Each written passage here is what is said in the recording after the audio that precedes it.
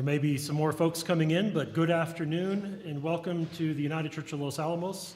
It's great to have you here. Please let us know if there's anything we can do to help you with anything. Restrooms are to your right at the back.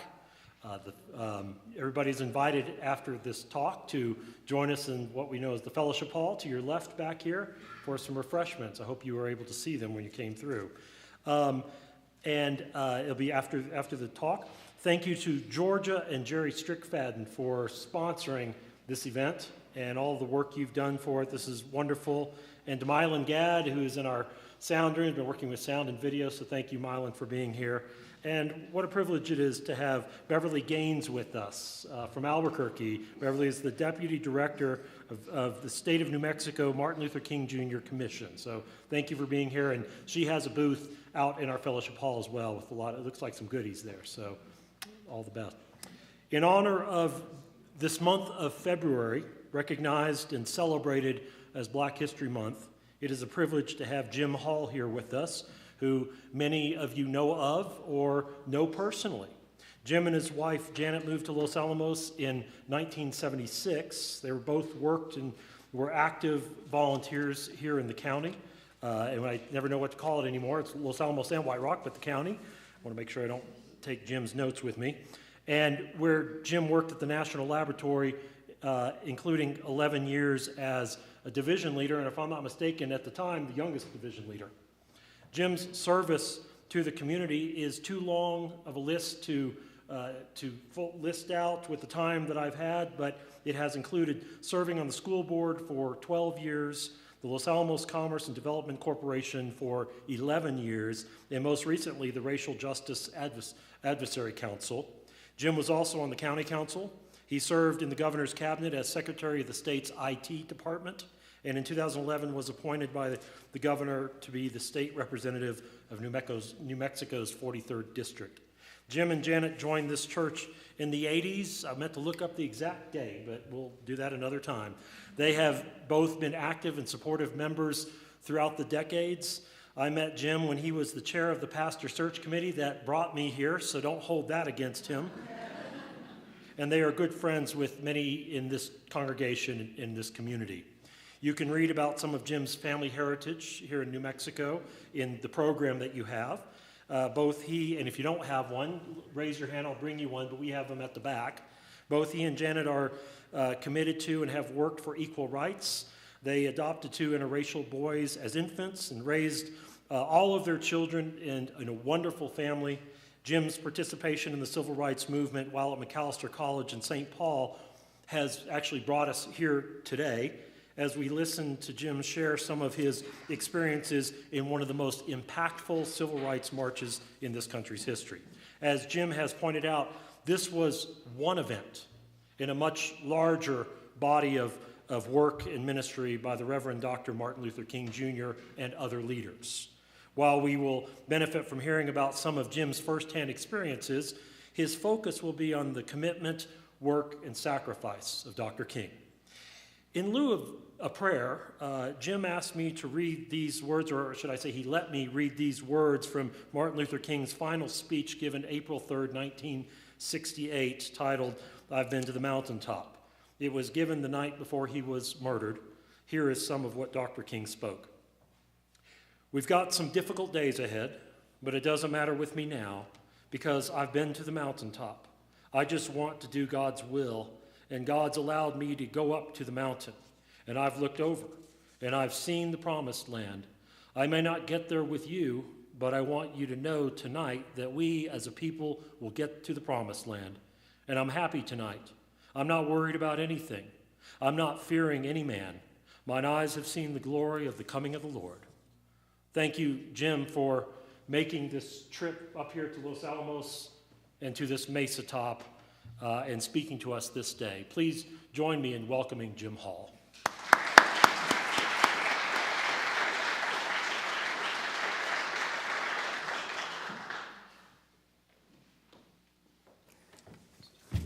Thank you all. It's great to be back in Los Alamos. And, you know, I worry a little bit about the applause at the start. I mean, that sets the bar higher. Anyway. I ran off with your coffee, I'm sorry. Oh, yeah. Well, I don't think there's much chance of my going to sleep up here, but a little coffee always helps. I guess I'd like to start a little bit at the start. Yes, I was honored. I don't know about honored, but I was on the march from Selma to Montgomery, which was one of the major events in the civil rights movement at the time. But a little background might be helpful, because that was just one event in many, many events at the time. We're talking about years of blacks trying to get justice, trying to get a full basis in society after being put down for so long. So I'm going to start with some background. What was the political environment of the time? So in the 1950s and early 1960s, the country did become increasingly aware of the extent of discrimination against blacks in neighborhoods, in jobs, schools, medical care, and everywhere else. Discrimination throughout the country was rampant. And the country came to recognize that. Actually, it almost started when President Harry Truman integrated the armed forces, but not until 1948. But that helped kick it off. There was at the time an increasing number of books, articles, sermons that focused on these issues, especially in the northern and the western states. These states began to open up and stop the discrimination practices which had become endemic. And they changed significantly, although slowly, but piece by piece, we were making progress as a nation. However, in the South, where slavery had been widely practiced and deeply embedded in the culture, and memories of the Civil War and Reconstruction were kept alive, change was largely met with a policy of separate but equal. Well, separate was practiced almost universally in the southern states, but equal was not. It was a myth. In 1960, when I went to high school in Texas, there were no blacks in my high school. Blacks still had separate neighborhoods and schools. Because my father was a pastor who was also committed to this, we actually visited some of the black areas in Fort Worth and Dallas, so I had some exposure. It was in this context that I went to college in Minnesota, and over time became even more involved in civil rights and issues and more aware. Marches from Selma to Montgomery were one of the many actions in the 1960s civil rights movements. There was a lot going on, and this was one. Alabama at that time was one of the most segregated states in the U.S. And Selma in Alabama had become known as a white supremacy center, primarily because of aggressive repression of black voting. They wanted to stop blacks from voting any way they could. And then there were other racist issues as well. The march actually resulted from previous attacks by the Selma authorities and the Selma police and the Alabama State Police putting down the two previous marches that Martin Luther King started. He started two before this third ever happened. So the second march had been particularly vicious. It was met with attacks by the police, by the Selma police, and the Alabama State Police on the marchers. And they were clubbed and beaten to the ground. That was captured on a film called Bloody Sunday. And that capture of that film that was publicized nationwide really galvanized the public opinion and prompted, finally, federal action. So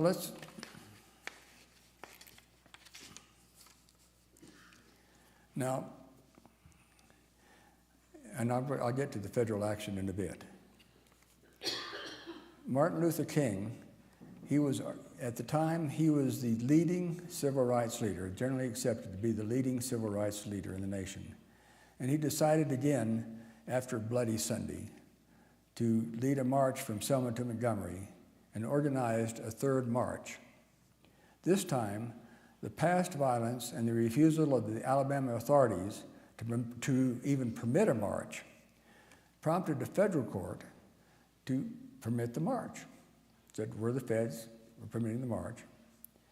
President Johnson then federalized the National Guard troops to enforce the order. Well, that turned things around as far as the march went. Maybe not people's attitudes, but the march was going to happen. The march quickly became a cause célèbre, especially for young people. I was in McAllister College in St. Paul, Minnesota at the time. Having gone to high school in Texas, I was pretty familiar with institutionalized racism and opposed it. A group of us in college students, we were, well, you know about college students. Anyway, we decided we're going to do something about it. So a bunch of us got together, rented a bus, and rented a bus to travel to Selma and join the march, which was going to happen. It was just about to start. So we found a bus and found a driver, and the driver said, I'll only go down there, I'll only let you have the bus for 6 days. And so we said, that's fine. We got on the bus and rode the, 1,200 miles from down there to Selma and got there. But we'd arrived the day after the march had started. The march had started, we arrived the next day. The first day, we were trained on how to minimize our chances of being permanently damaged by beatings. A number of civil rights people had been beaten, and so we were trained on how do you minimize your damage? Well, you crouch down, you roll into a ball, and you cover your head. And somebody said, well, I'm worried about my back being up there. They said, we can fix your back, we can't fix your head, which I thought was very, very interesting. Anyway, so basically, as I said, we were trained on what to do if it was being beaten. We slept on pews in one of the black Baptist churches. There was a black Baptist church, and we were sleeping on the pews. So, and the pews were not padded. So, but being teenagers and kids, we slept almost anywhere.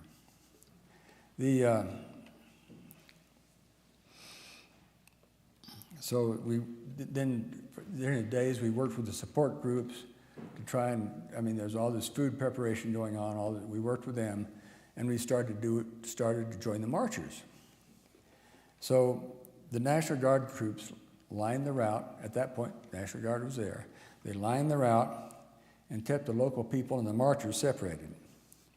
By day 4, there were thousands of marchers. I've heard numbers as big as 10,000 in the end. So we were a long line. And we had no contact really with the leaders, other than occasionally when someone would work their way back through the long stretch of marchers, and I did get to handshake with one of the leaders, but they were all in front, and we were these bunch of people walking along the highway, and talked to each other, and people would sing, etc.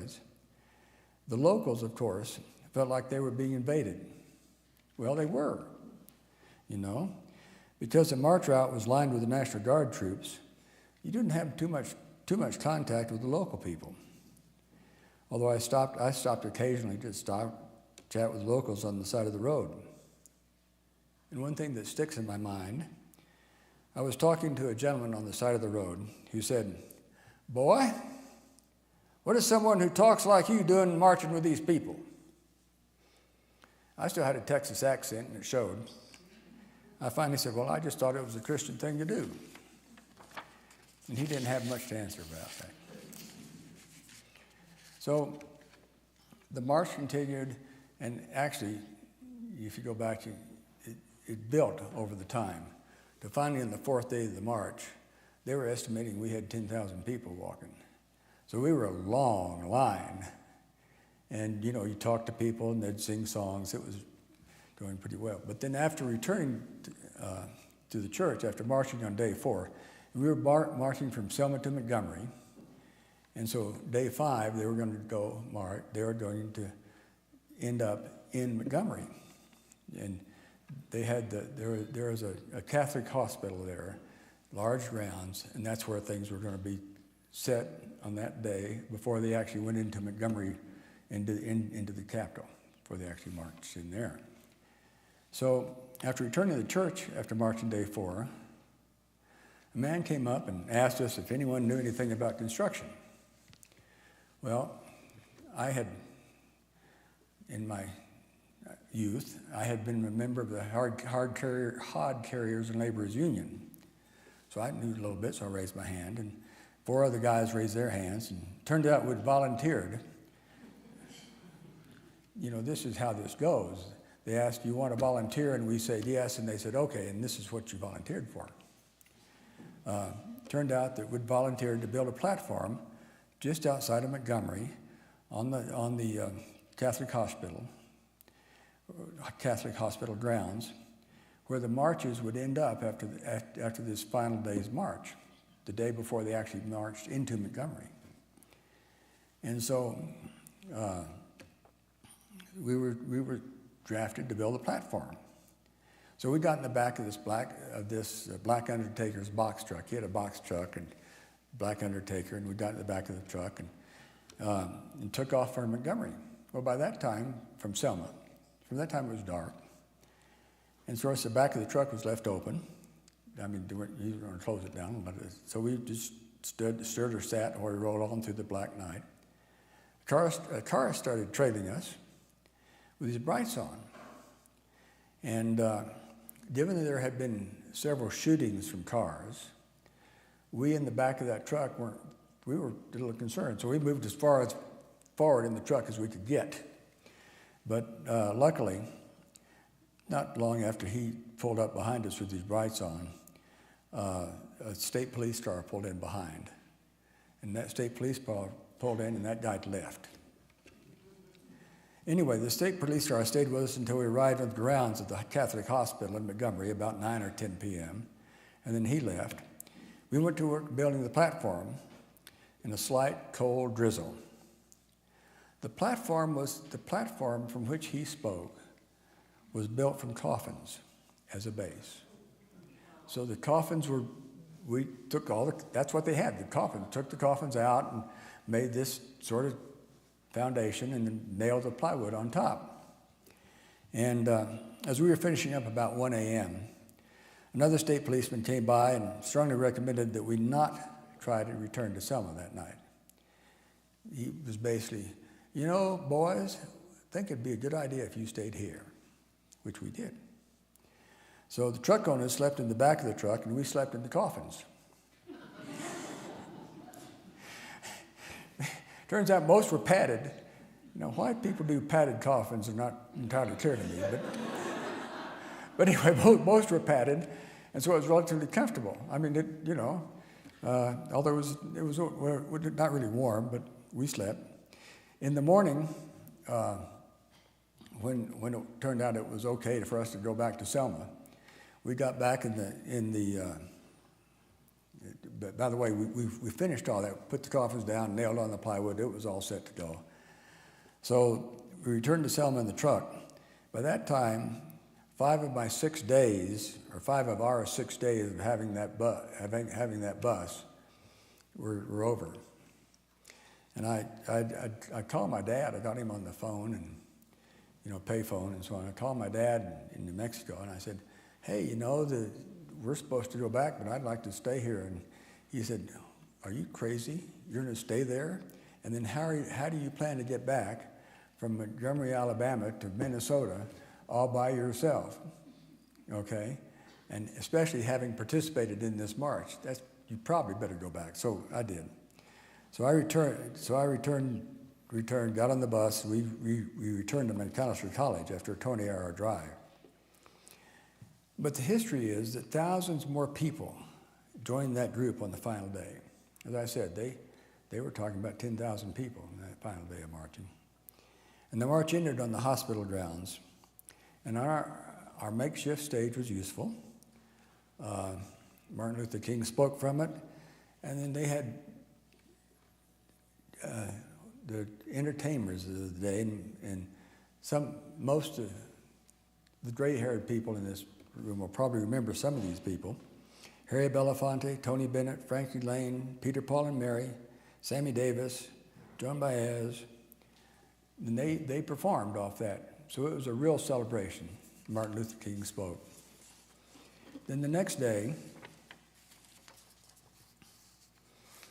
March 25th, people marched from St. Jude, from the St. Jude Hospital grounds, into the state capitol building in Montgomery, where King delivered the speech, "How long, not long." And the end of the speech, he said, "The end we seek is a society at peace with itself." Obviously, I did not get to see Martin Luther King that night or the next day. But of course, I read about the march into the center of town in his speech. When he spoke in Montgomery, that start of that march, which I think the first day was only about 500 people, had grown to 25,000 people that actually marched into Montgomery where he gave his speech. So, a little bit about afterward. The events in Selma galvanized public opinion and mobilized Congress to pass the Voting Rights Act, which President Johnson signed into law in 1965. Today, the bridge that served as a backdrop to Bloody Sunday, the Pettus Bridge, still bears the name of a white supremacist, but now it is a civil rights national landmark. And I'm sure that Mr. Pettus is rolling over in his grave. And that's where I was, and that's the history, and I'm happy to answer any questions or concerns. Thank you.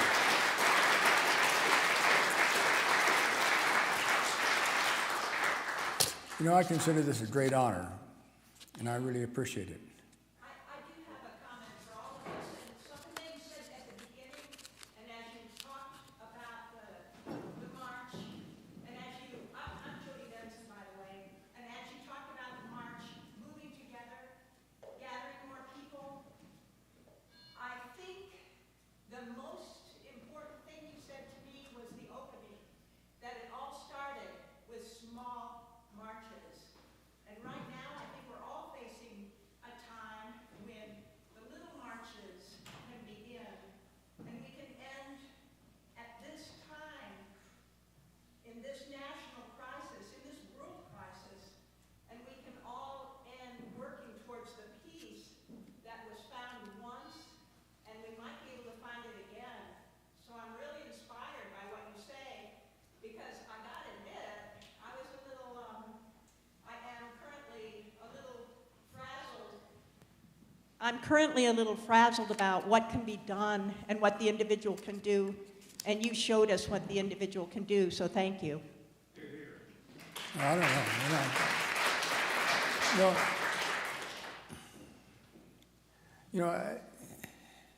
What you said is important, I think, in that we have to this is truly my opinion at this point, we have to recognize our own responsibilities and support the things that we think are important, because it's never over, okay? It never stops. If you look at the plight of black families now, it's an ongoing tragedy, okay? I mean, and so I think we still have a long way to go. And it starts, candidly, it starts with people like me who as a kid did something.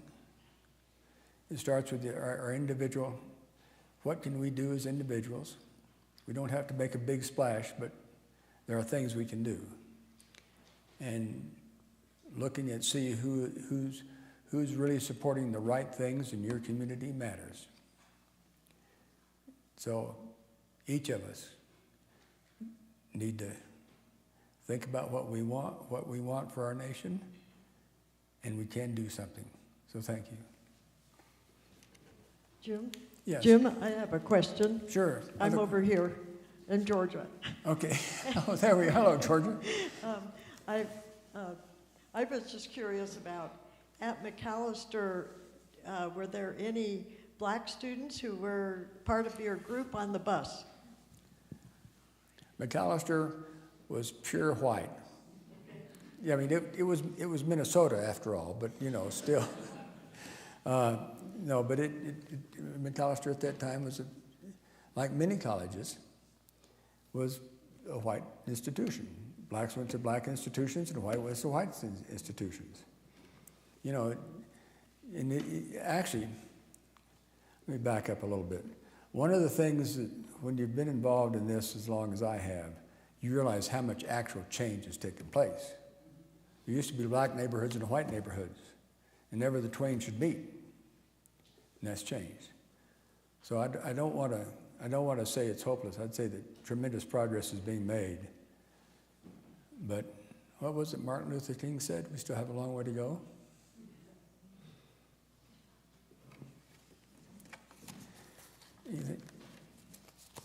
Anything else? Thank you. Oh, okay.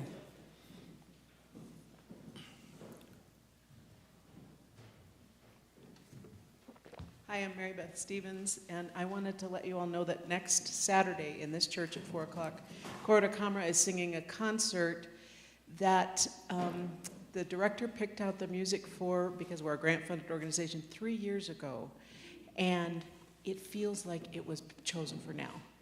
Anyone who's in this room will be very encouraged by this music. The lyrics are by Langston Hughes, music by Rosephine Powell, and another longer piece set to lyrics by Sarojini Naidu, who was the only woman in Gandhi's inner circle during the Salt March. And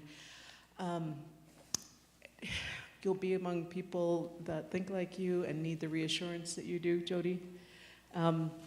So we would welcome you 4 o'clock next Saturday in this building. And if cost is a barrier, please give my name, Mary Beth Stevens, at the door, and I'll be happy to cover your ticket.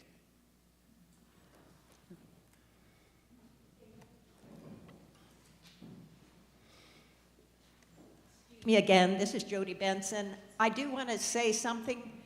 You inspired me at the beginning and you inspired me at the end when that guy asked you, boy, what are you doing here? And you said, it's what a Christian would do. I really, really appreciate that statement because that's something that I want to aspire to too, so thank you for that.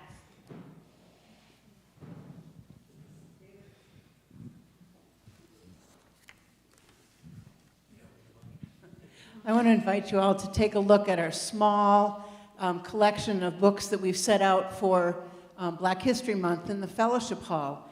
And I have to say that as I was looking for books to collect, our librarians, Jerry and Betsy, gave us some great books. I brought some from home. But when I went to the bookstore that I usually frequent in Santa Fe, I looked around and I couldn't believe what a white bookstore it was. How the books that we have around us are filled with our own stories.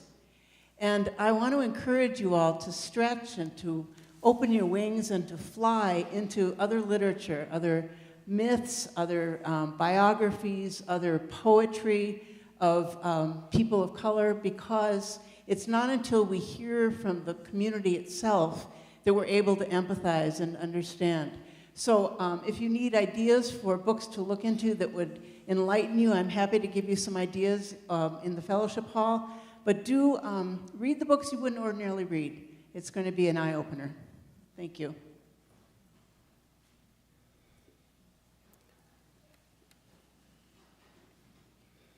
Hi, Hi, I'm Lynn Oviska, and I'm a teacher at the high school, and it's nice to see you, Jim, and hi to Janet, who taught for so many years. I wanted to mention that at the high school, there is a young man named Brody Miller, who every day has been doing announcements, right? And for Black History Month, and it's been really great. So I want to encourage everyone in this room to reach out to kids and teenagers and have some conversations. Because I think our young people are really curious, they want to know, they need to see good in the world, that happens. So if you have grandchildren or neighbors, I just encourage you, they are talking and they want to educate each other, and I think Brody's doing a great job with these announcements every single day at school. I teach the psychology classes at the high school, and we just did our unit on social psychology, and my class, we're doing a food drive in response to U.S. aid being cut. We decided our day on hunger. Kids want to do things, young people do, and I think we just need to find ways to engage them, and so I just encourage us all to do that. And I'm going to connect Brody with Beverly and make sure she gets connected with the great programs that are going on in our state.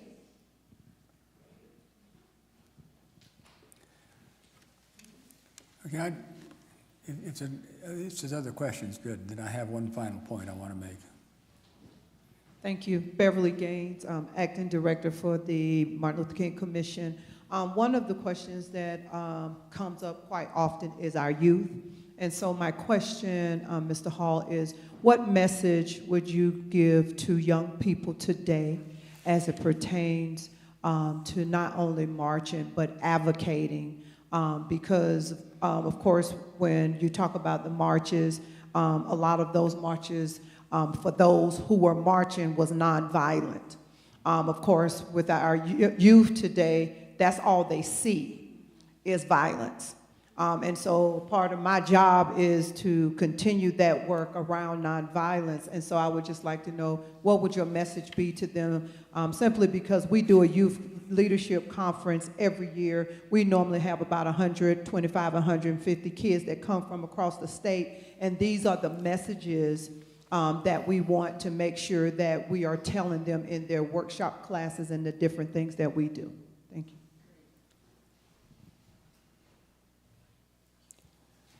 You know, I think that's an enormously hard question. I mean, our society, my opinion, our society celebrates violence as much as I've ever seen. The answer is some sort of violence all too often. And I don't know how we separate, how can we get our kids to recognize that that's not an answer, it makes it worse. I mean, I really don't have an answer to that. I'd turn to some of the educators who perhaps can help us deal with that. I do have one other comment. So. You have another question here, Jim, if you want it. We have another question. Okay, go ahead. We'll take, after the one I couldn't answer, I'll see if I can get one I can answer. Oh, I just read recently that I didn't know this when I was growing up here, going to school, when I was in college, but I just found out that they didn't let black people into schools with white people until 1954.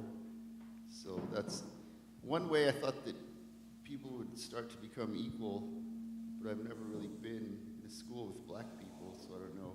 Is that going to make people equal in the future, do you think? Yeah, integrating people in the educational system. So I didn't quite, can you help me with that? Would integrating the school system help people achieve a level of equality that would be acceptable? You know, there's history. Yeah. That's an interesting and somewhat difficult question. Is it? I think integrating the schools, I think, has been a major step forward, because at least because of the funding, black schools were historically underfunded. And so now at least there's some fairness in the funding. It turns out that having been on the school board, I've actually looked into this. There's some indications that at least some all-black schools can do pretty well, but I've got some real questions about how do we best ensure that all children are well educated, and I'm not sure I've got an answer to that. You know, clearly funding makes a difference, and there's some indications that if you have a black classrooms or whatever, that is a more welcoming environment. But I tell you, I have a lot of trouble with that. I have trouble with, you know, we've spent all this time and effort to be sure that we are in an integrated society and that we're supportive of everybody. And I wonder about re-dividing people. So I struggle with that. How is there integration and equality, and how is there still recognition and of the identity of various communities and heritage? That's exactly right. And so, and I think, as I said, I was on the school board for a while, and I haven't been that involved for quite a while now. But I think some people are successfully doing that, or having some success at doing that, and making sure that both needs are recognized. I do have one final comment. So, our response, and this is my personal opinion, our response as a nation to the problems with the black community has failed. If you look at the numbers,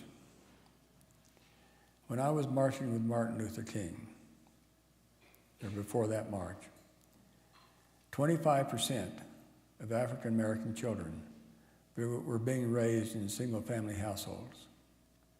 And we thought that was terrible.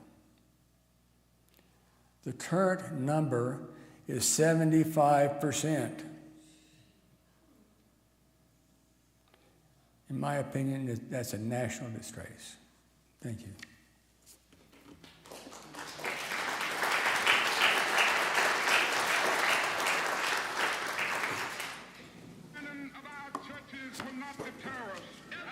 The bombing of our homes will not dissuade us. Yes, sir. The beating and killing of our clergymen and young people will not divert us. Yes, sir. The wanton release of their known murderers will not discourage us. We're on the move now. Yes, sir. Like an idea whose time has come. Yes, sir. Not even the marching of mighty armies can halt us. Yes, sir. We're moving to the land of freedom. Yes, sir. I know you're asking today, how long will it take? Somebody's asking, how long will prejudice blind the visions of men? I come to say to you this afternoon, however difficult the moment, yes, sir, however frustrating the hour, it will not be long, no, because truth crushed earth will rise again. Yes, sir. How long? Not long. Yes, sir. Because no lie can live forever. Yes, sir. How long? Not long. How long? Because you shall reap what you sow. Yes, sir. How long? Not long. How long? Truth forever on the scaffold, wrong forever on the throne. Yes, yet that scaffold sways the future. Yes. Behind the dim unknown standeth God within the shadow, keeping watch above his own. How long? Not long. Because the arc of the moral universe is long, but it bends toward justice. Yes, how long? Not long. Not long. Because mine eyes have seen the glory of the coming of the Lord. Yes, he's trampling out the village where the grapes of wrath are stored. Yes, sir. He's loosed the fateful lightning of his terrible swift sword. Yes, his truth is marching on. Yes, he has sounded forth the trumpet that shall never call retreat. He is sifting out the hearts of men before his judgment seat. Oh, be swift, my soul, to answer him. Be jubilant, my feet. Our God is marching on. Glory, hallelujah. Glory, hallelujah.